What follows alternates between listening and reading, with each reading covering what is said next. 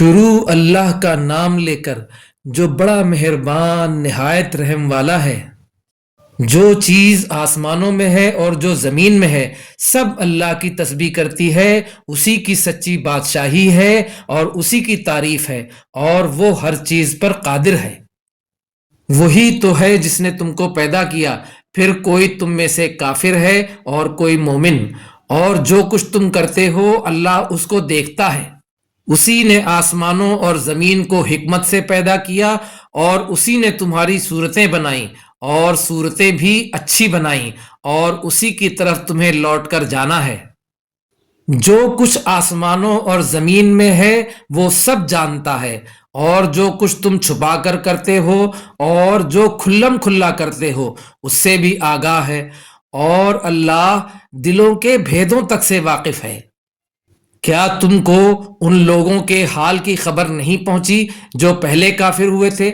تو انہوں نے اپنی کرتوت کی سزا کا مزہ چکھ لیا، اور ابھی دکھ دینے والا عذاب اور ہونا ہے۔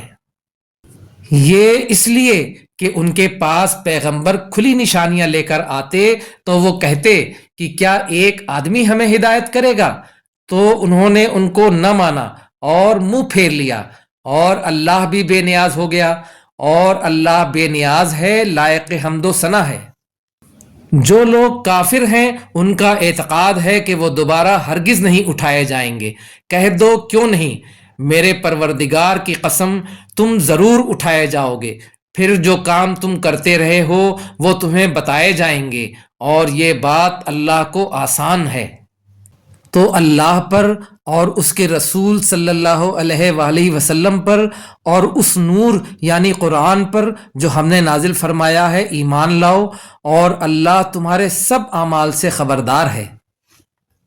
جس دن وہ تم کو اکٹھا کرے گا یعنی حشر کے دن، وہ نقصان اٹھانے کا دن ہے، اور جو شخص اللہ پر ایمان لائے اور نیک عمل کرے وہ اس سے اس کی برائیاں دور کر دے گا، اور جنت کے باغوں میں جن کے نیچے نہریں بہہ رہی ہیں داخل کرے گا۔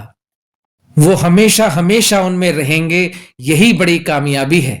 اور جنہوں نے کفر کیا اور ہماری آیتوں کو جھٹلایا وہی اہل دوزخ ہیں کہ ہمیشہ اس میں رہیں گے، اور وہ بری جگہ ہے۔ کوئی مصیبت نازل نہیں ہوتی مگر اللہ کے حکم سے، اور جو شخص اللہ پر ایمان لاتا ہے وہ اس کے دل کو ہدایت دیتا ہے، اور اللہ ہر چیز سے باخبر ہے۔ اور اللہ کی اطاعت کرو اور اس کے رسول کی اطاعت کرو، پس اگر تم منہ پھیر لوگے تو ہمارے پیغمبر کے ذمے تو صرف پیغام کا کھول کھول کر پہنچا دینا ہے۔ اللہ جو معبود برحق ہے، اس کے سوا کوئی عبادت کے لائق نہیں، تو مومنوں کو چاہیے کہ اللہ ہی پر بھروسہ رکھیں۔ مومنوں، تمہاری بیویوں اور اولاد میں سے بعض تمہارے دشمن بھی ہیں، سو ان سے بچتے رہو، اور اگر معاف کر دو اور درگزر کرو اور بخش دو تو اللہ بھی بخشنے والا ہے، مہربان ہے۔ تمہارا مال اور تمہاری اولاد تو آزمائش ہے، اور اللہ کے ہاں بڑا اجر ہے۔ سو جہاں تک ہو سکے اللہ سے ڈرو اور اس کے احکام کو سنو، اور اس کے فرما بردار رہو، اور اس کی راہ میں خرچ کرو، یہ تمہارے حق میں بہتر ہے۔ اور جو شخص طبیعت کے بخل سے بچایا گیا تو ایسے ہی لوگ راہ پانے والے ہیں۔ اگر تم اللہ کو نیک نیتی سے قرض دو گے تو وہ تم کو اس کا کئی گنا دے گا، اور تمہارے گناہ بھی معاف کر دے گا، اور اللہ قدر شناس ہے، بردبار ہے۔ پوشیدہ اور ظاہر کا جاننے والا ہے، غالب ہے، حکمت والا ہے۔